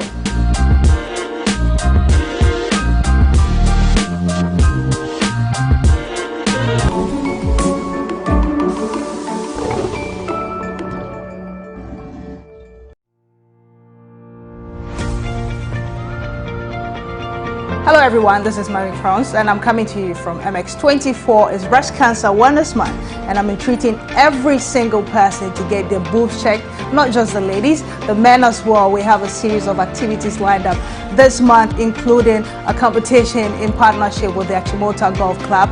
We will be expecting as many people as can come in to help us raise funds to help a selected breast cancer charity. So join in and help us as we undertake this Cross It Out campaign as part of October Breast Cancer Awareness Month.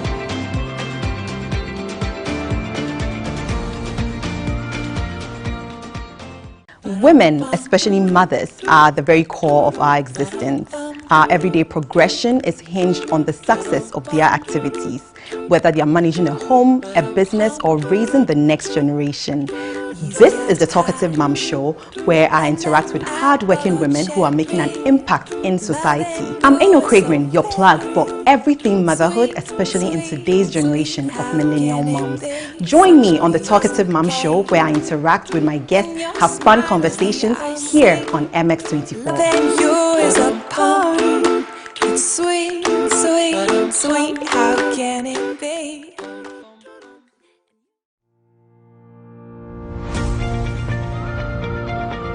Hello, my name is Nwang Falong and I host Spotlight here at MX24 Television. The entire month of October is dedicated to breast cancer awareness, and the overarching message here is early detection saves lives. At MX24, we want you to cross it out with MX24 on social media. Please hashtag us cross it out, but go to the nearest health center and get your breast checked. Encourage your wives, encourage your sisters, encourage your brothers, because 1 in 1,000 men get diagnosed with breast cancer. You just might be saving a life.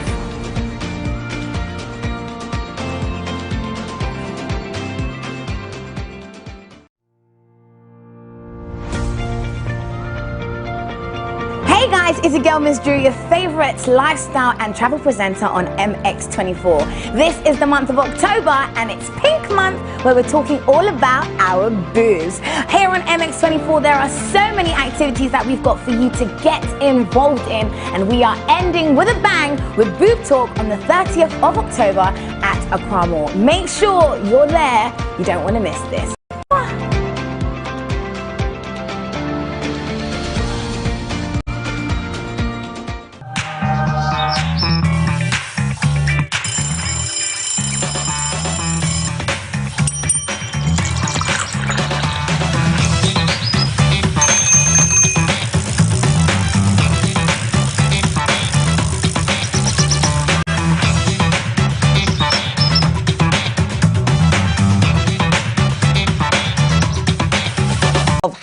House of Chefs 2021. Joseph, yeah. So you were telling us about how your peers felt about you venturing into catering and hospitality and all of that. So tell us a bit more about that. I'll say some laughed, some were like, "Oh, why do you want to do this?" and stuff like that. But I just didn't let that get to me, because I knew what I wanted. Exactly. I knew where I wanted to get to in my career, and it was something I was very passionate and still very passionate about. So I didn't let that get to me at all.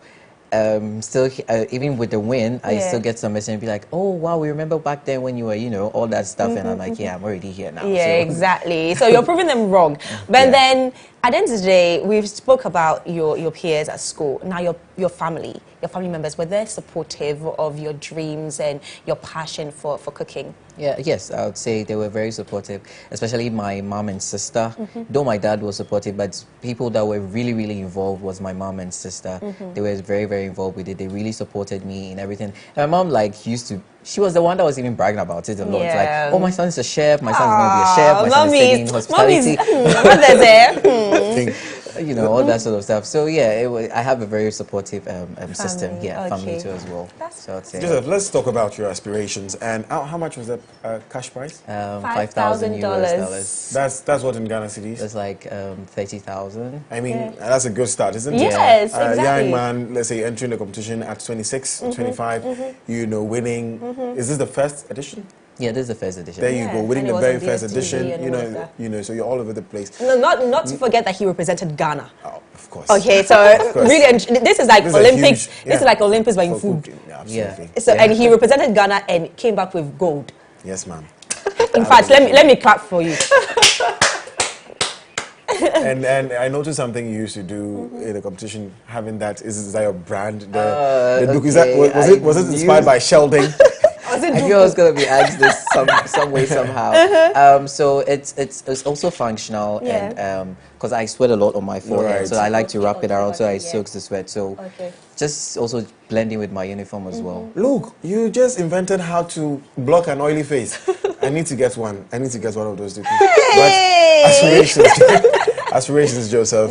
Where next? You were sharing your dreams. You were telling us where you'd like to go after here. What's next for you? So first and foremost, I have the internship on my plate right now. So after the internship, I still want to explore the world of the culinary world, get to know more. I just want to. I still want to do Afrofusion with Ghanaian ingredients in particular.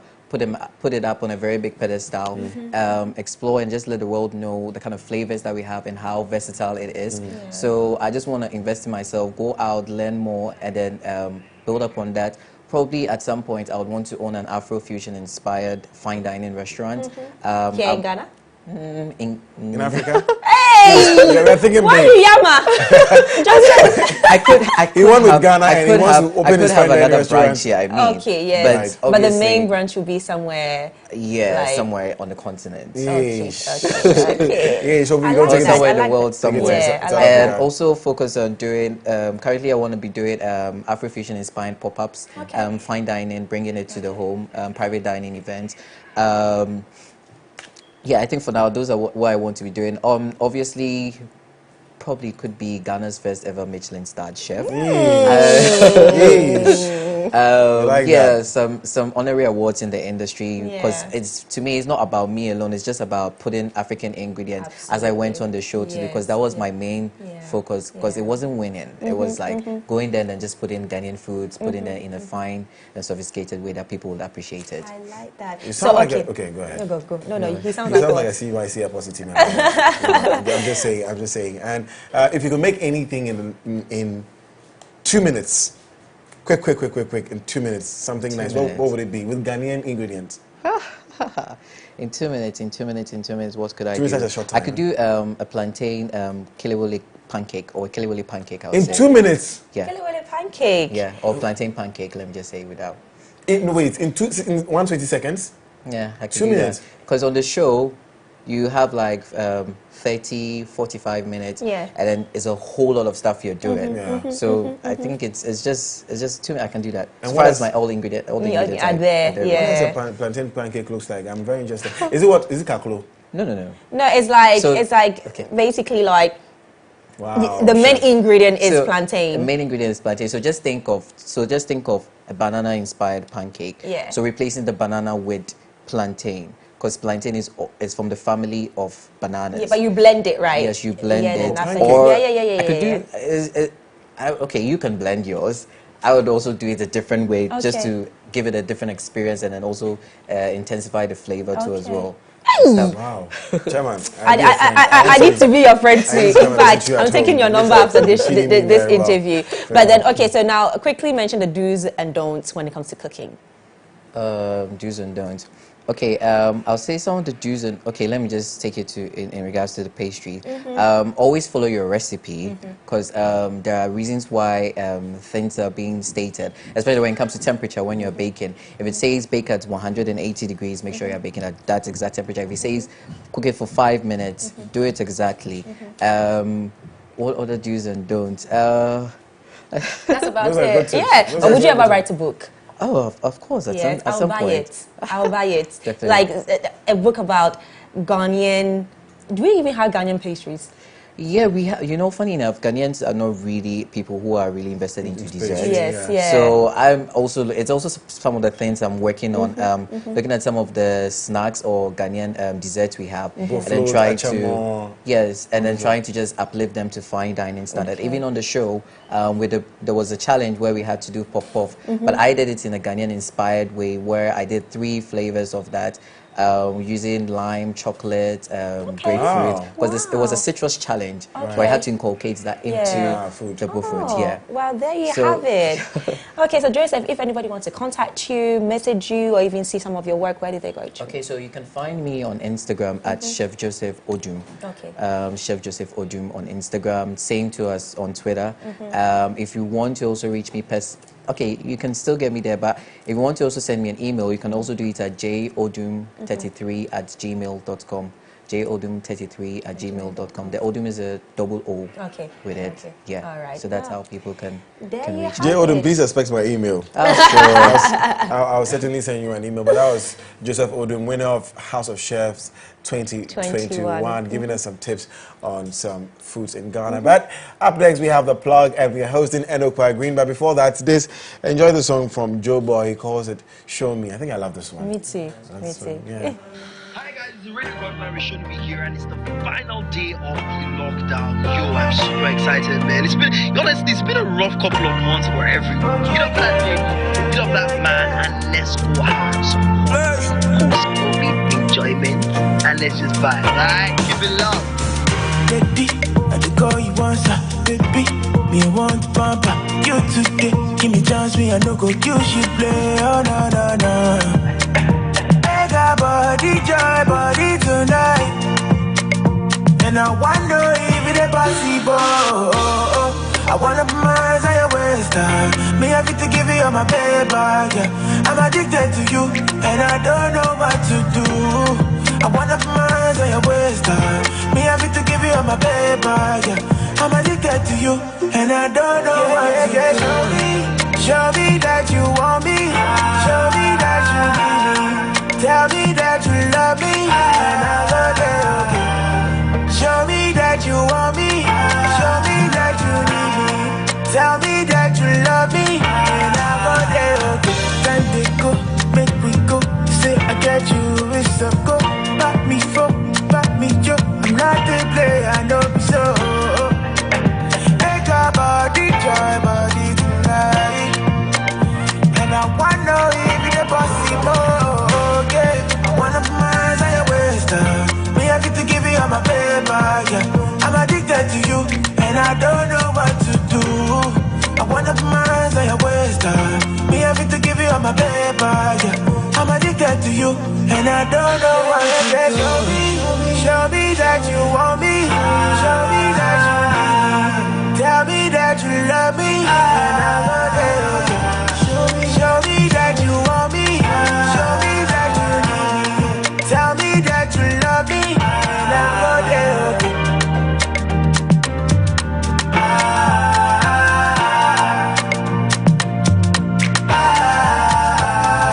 Show me, show me,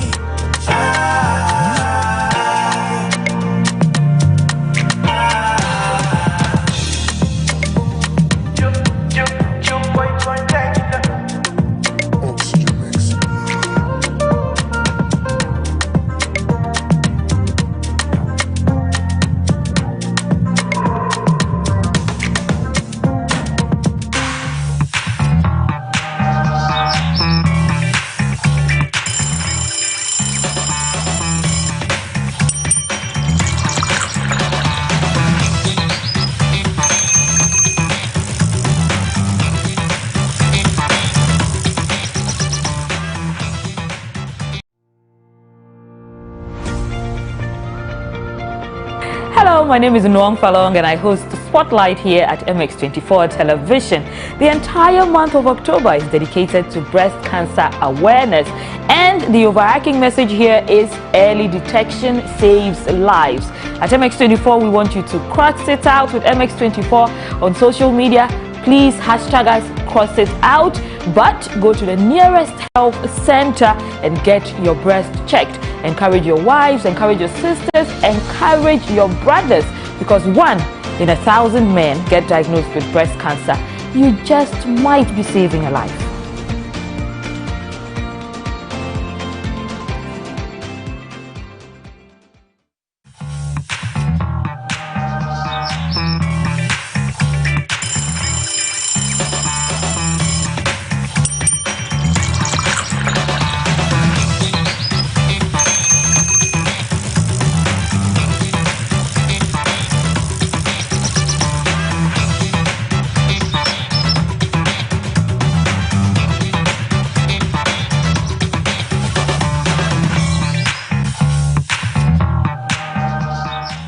You are watching the AM Club, coming to you live from our Silicon Square studios here in East Legon. We're having so much fun. Keep your comments and your messages coming. Remember, this is the AM Club, so hashtag the AM Club on social media at MX24GH. It's now time for the plug, and we have a special guest for you. She's going to be the new face on MX24 TV. Let me not talk too much. Don't talk too much. And no, Godwin, welcome to the AM Club. You're part of the family now. Yes, I am. Welcome. And you're officially an AM Club member also. I'm excited. So thank you. Thank you. And no, Godwin, for those who don't know you, before we talk about Talkative Mom, which is your new show on MX24 TV, guys, I'm sure you've seen the promo on the channel. What do you think? I was just telling her that I totally love it. Yeah. I love the promo. But before we talk about the show, tell us a little bit about yourself. Okay. So yeah, my name is Godwin. I am the founder of Talkative Mom. I have a mom app, or a parenting app in Ghana, the first and only parenting app in Ghana. And it's also called Talkative Mom. And I have a mom platform. I started blogging about 3 years ago. So it actually started out as a blog, where I would just journal my journey as a mom, as a new mom, and I was quite young. So there were lots of new experiences, and I knew that in Ghana, culturally, we don't, share too much when it comes to pregnancy and childbirth. Absolutely. So once I started, it was like, wow, there was this outpouring of love and support. And then I also had other moms on board to also share their stories on my blog. So that's where I started to build from. And then 3 years later, it evolved into an app. That was last year. And then today is a TV show. So wow! There you go. Talkative Mom app, a platform for mothers. I imagine what mothers coming together on a platform we'll be talking about. What are some of the things you guys... It goes on within the community. Right. So usually I'll just put out a question. So it could be anything. I mean, things for other moms to also learn from. The thing about motherhood is that it seems to be this hard, it's like once you get there, it's like you don't have a life sort of thing. But I want people to understand that you can still continue living your life outside of that. But at the same time, I don't want to paint it as this all fun or all hard sort of thing. I want people to know that it's like a blend of two, but you can make it fun. You can find ways to, build a community. Because for me, that's what happened. I built a community. And then I had all these women sharing their stories, and then you realize you're not alone, and we also realize that our kids are similar, or even our parenting skills, or are similar. So it was just it's been very interesting. I would say it's been very, and I think people have also learned. One thing I noticed was that not everyone who follows me or is on my platform is a mom. You'd find young, you'll be surprised, 18-year-olds, 19-year-olds. Curious about motherhood, and then you also find older people who are not moms yet, who are also I also want to know what this is about. And you also find older mothers 50s, 60s. I actually spoke to a lady and she said, I'm an auntie. You can't call me by my first name. So I said, okay. And she said, I just want to know what motherhood is like now. Because I'm trying to understand my daughter, because she has a grandchild. Trying to understand my daughter, because my daughter is no, we don't do this anymore, we don't do that anymore. So yeah, it's been interesting. The experience has been good from what you're saying. So also, I mean, you've spoken about the good side of the experience. Now let's talk about the challenges. I mean, you started as a blog, and then you went on to creating an app, and now it's a TV show. So it's been a 3-year journey for you so far. Talk about the disadvantages of blogging and, having to balance that with being a new mom at a young age as well. So tell us a bit about that as well. So when I first started, I didn't have the support of my family, my mom especially, because it was like, what is this? But you do that full time? Yeah, I do that full time. But at the beginning, it wasn't full time. So at the beginning, it was just like a hobby. I would just write and then, But then it was like, you're oversharing. Because I open up a lot about my life on there. And my kids. So putting your kids out there and then putting your life, your marriage, everything out there was like, what, we don't do this. And we see what people are doing on social media now when it comes to their marriages and all of that. So it's like, don't go there. So it was like really weird to her. And then I remember the turning point for her was a lady in church walked up to her and said, I want you to go and thank your daughter because she's made me know that I'm not alone in this. And she was like, oh wait, this is actually impacting lives. Yeah. Okay, I Exactly. didn't know. So then once I started to get the support of my mom, that also helped. Same thing with even my brothers. Unfortunately, my dad is not alive, but I know if he was alive, it would be a no-no. Like, what? But, I feel like in the end, it worked out really well. Other challenges I've faced have been, even from people outside. So what I noticed was there was a blog post I put out there which was on circumcision. So what it was like when they circumcised my son. And that's the thing about me, I'm so candid. You would see things like blood, bleeding, cuts, things like that. And they really came for me. I remember there was some ladies in the US, I think they were probably white, they came and they were like, no, that's child abuse, why do you have circumcised your son? And all this whole I just deleted their posts and just blocked them. But that's the thing with parenting. I think everybody has their own way of raising their child, and no way is a perfect way. So if you do it in a way and people come for you, that's one thing I see on social media a lot, that people will post their children and it's like, why are you doing that? Why are you doing it this way? And then they start to criticize you and criticize your parenting. But then it's like, okay, but this is how I do it. You do it differently, but it doesn't mean that the way I do it is wrong. So I love the fact that women are coming together to also share their experiences, to tell people that there isn't a wrong way of doing it. Maybe this is what I'm comfortable with. So you do what's comfortable with you as well. Because I see a lot of that on social media. I'm like, let them do what they are happy with. I just like the passion with which you're talking. Preacher mom are talking right now. Imagine me too. Let's go into your show and ask you briefly. So, what is it going to be? Of course, we know what it's going to be about. It's a community of moms and all that. But what does the show look like? What are we to expect? Okay, so I wanted the show to be different, in the sense that when I'm interviewing people, I want to see the human side of everything. So you would find a midwife. People have this notion of midwives being mean. But now I had a midwife who was also a mom. So she has also experienced what it's like to be on the other side. And so you would get to hear her story, what everyday work is like, combining that with, home, like, raising her kids, and then also definitely, once you're a midwife, you go through losses, you go through, triumphs and all that. How does she take the losses? Things like that. My very first episode is with a lady who is blind. Yeah, and she's a mom of 4, married, all that. Yeah, and her husband is not blind. None of her kids are blind, but she has about 4 or so blind siblings. So she comes from a home where people thought they were cursed. And it was like, once you get married to her, you're also going to have blind kids, And then that didn't happen. So we want to demystify a lot of these things. You would find, there are so many exciting guests on the show that I can't wait. Already. Yeah, right? It's like, so for me, it was like, I wanted us to share stories that you don't hear about. From different moms and even dads. I would eventually want to have dads on there because they are seen as just like supporting or babysitting, but they are also parents, 50-50. So the show is just shedding light on just like stuff that we don't hear about and just the lives behind all these faces. I'm excited. I'm excited. And it will be airing every Sunday at 6 p.m. right here on MX24. So whether you're a mom or you're yet to be mom, it's a show for you. Or a dad or yet to be dad. There you go. Learn. I saw this coming. I saw this coming. But let's check out the beautiful trailer promo of your show.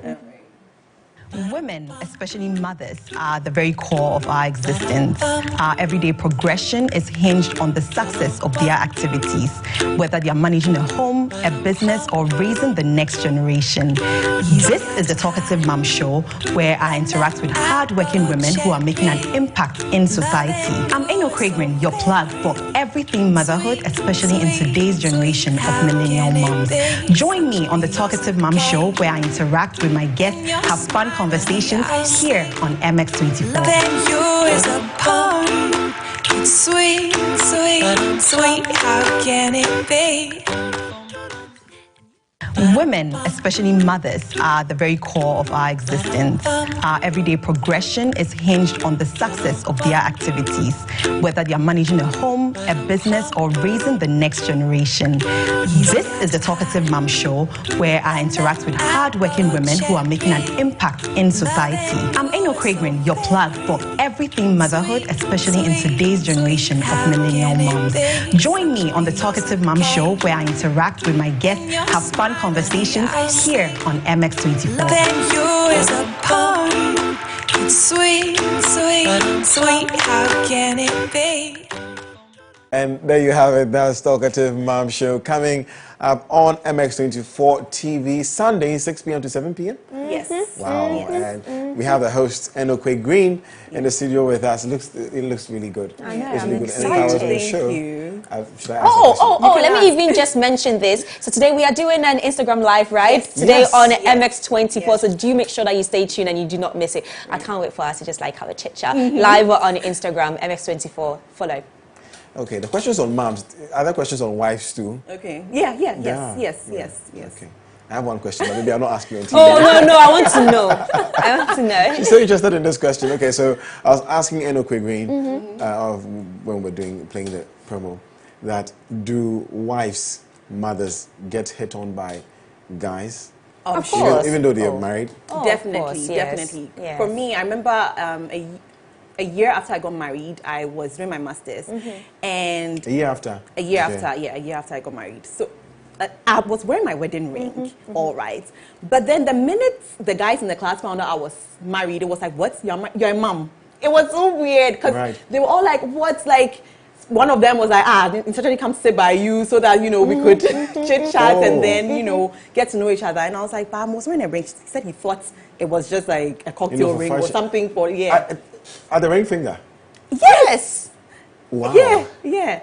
So it happens, but it's been a long while. For me, it's been a long while. Yeah. No one has hit on me. Maybe you have a, do not come near me.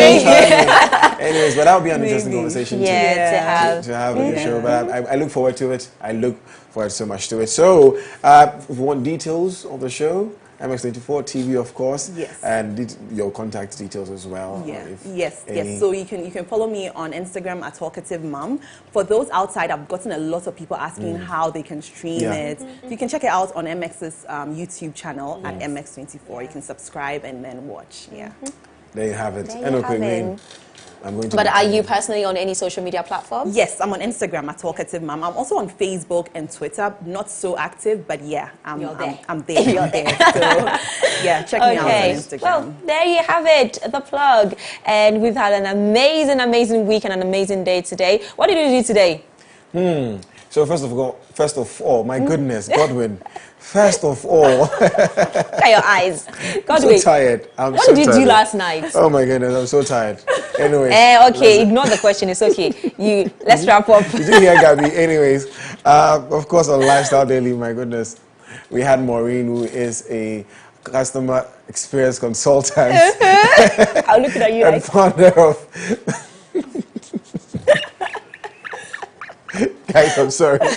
Anyways, okay, we had Maureen on our Lifestyle Daily. We discussed customer service. Is what your best and worst experiences of customer service has been or is. And also on Fashion Wednesday, Foodie Friday, we had Joseph Odom. Yes, who is the winner of the 2021 House of Chefs, and he represented Ghana, so we're very proud of him. And for the plug, we of course had Enokwe Green. There you have it. Talkative Mom, coming up on MX24 TV, Sunday, 6 p.m. to 7 p.m. You don't want to miss out. And you don't want to miss out on the AM Club as well. We are live every morning, 8 to 10 a.m. on MX24 TV, live from the Silicon Square here in East Legon. We are also very, very active on social media. Twitter, Facebook, Instagram, YouTube. You can reach us at MX24GH. It's pretty simple. We'll be back on Monday. My name is Godwin Namboh, at Godwin Namboh on all social media platforms. Talkative boy. And my name is Edma Lawer, and you can reach me on all social media platforms at Edma Lawer, EDMALAWER. Edma, can we go and eat our fufu now? Yes, let's go and eat our fufu. Okay, it's Friday. So guys, have an amazing weekend. Bye-bye.